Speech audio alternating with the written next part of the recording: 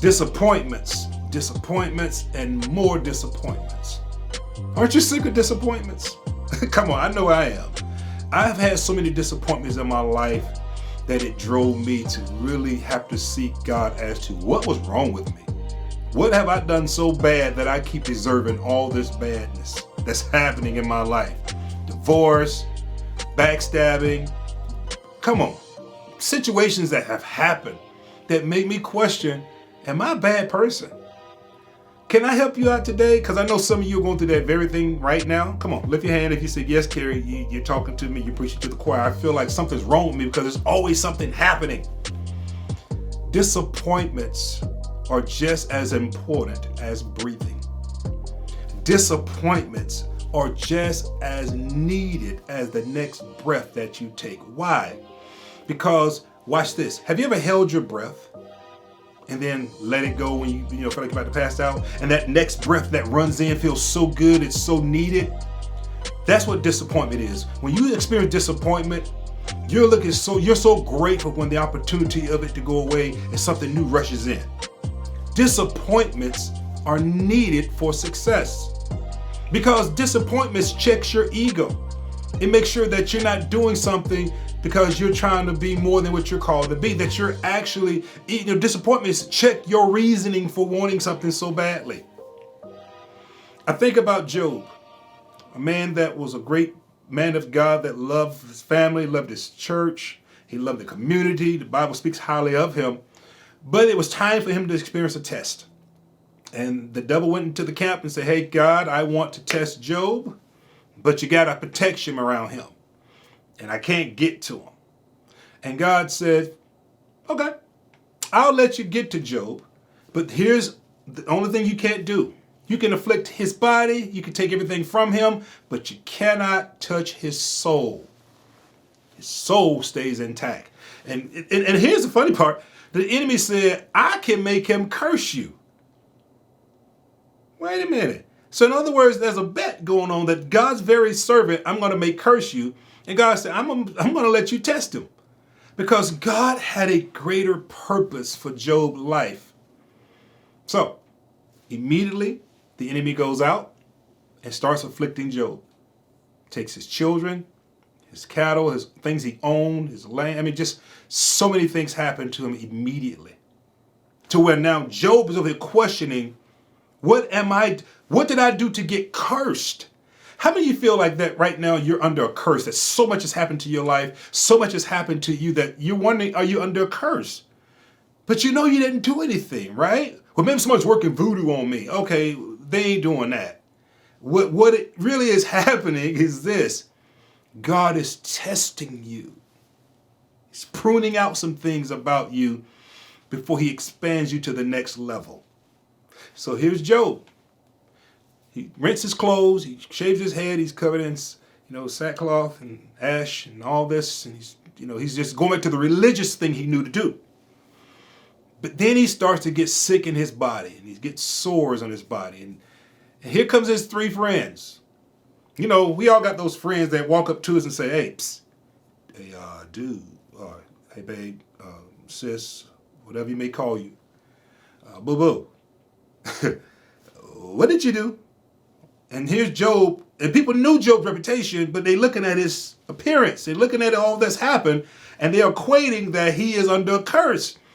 Now, Job, you must have done something to deserve all this that's happening, because this ain't natural, what you're going through. You sure you didn't do something? And could you imagine Job needing the support of his friends, but they're asking him, what exactly did you do? And he said, I didn't do anything. Well, you might want to think about it, Job, because you did something. So he's got friends that he can't pull from because they think he's done something. And then, unfortunately, he has his wife. Bible never gives her name, but based on what she's gone through, she's experienced a nervous breakdown. You remember now, this is all about Job, but because of her association with him as his wife, she gets part of the suffering too. She loses her babies. Now, mothers, stop for a moment. And could you imagine losing your kids over a bet that God has made with the enemy about your man? I know. Something to think about. She comes to Job, and Job's got sores. His friends have talked about him, and she's all he has left. She's all he has left. And she says, baby, listen, you did something. I know you protect our family. I know you sacrifice for the kids. I know you offer up when they do wrong, but baby, you did something because God is punishing us. This disappointment is so great. Just curse God and die. I'm already dead. They took my babies. That killed me. I'm dead. So go on and curse God and die. Let's just end this thing. And Job having to look at her as a foolish woman. But he also see that she's hurting because she's having a breakdown. She lost her babies. I don't know why I'm going through this, and I can't help her. Have you ever felt helpless due to your disappointments? Come on, this is a good word for you today. And so Job goes on, and he gets to the point where he has this conversation with God. He goes from probably being mad, because I would have been mad, knowing that I've done the right things, but I'm catching hell, only to go and say, and this is where I want you to get, this is how disappointments work. Job said, God, forgive me. I don't know everything. And if it's something I've done wrong or something that I missed out upon, I'm sorry. Teach me. Show me. Game over. Game over. Satan was like, wait a minute, I said he's going to curse you. He just asked for more grace, more knowledge, more forgiveness. And God blessed him doubly. What are you saying, Carrie? Watch this. There's an equation to success, but we always think that, it's a plus thing to get to success, but the equation sometimes is disappointment. Family minus loss equals success. Marriage minus divorce equals new life. See, some things we think a subtraction is a curse, but it actually equates to a blessing. Because when God is getting ready to take you to the next level, whatever is a part of your life that can't go has to go away, has to be subtracted. And some of you right now watching have seen things subtract from your life, but you're trying to go back and grab it because you don't want subtraction, you want addition. But you don't realize that addition is in subtraction. Come on, somebody. Because you're losing that which is no longer good for you. Disappointments equal success. The formula to success has disappointment equated into it. It's no way of getting around it. But if we can understand that I must expect disappointments, and when they come, I gird them, I take them, I gird them up, and I say, you know what? I'm going to be all right. Because there's a lesson in this storm. There's a lesson in this test. And if I can keep the right attitude, the attitude, guys, as a man thinketh, so is he. What's your attitude? What are you thinking? What are you feeling as you go through?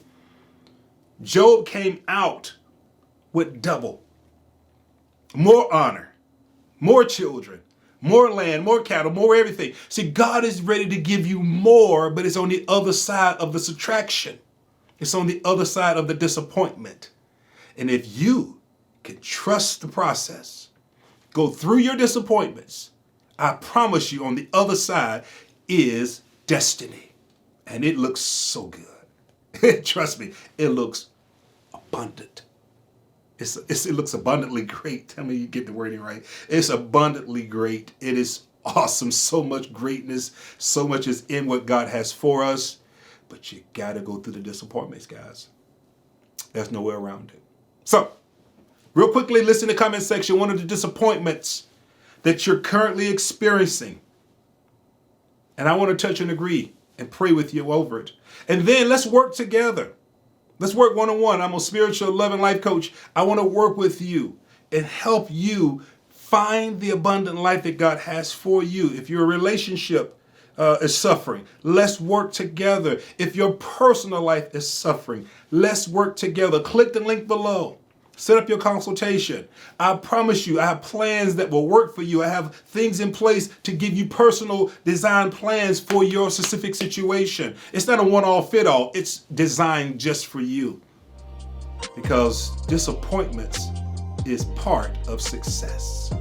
Talk to me soon, guys. Book your consultation right now. I'll see you soon. Take care. Bye-bye.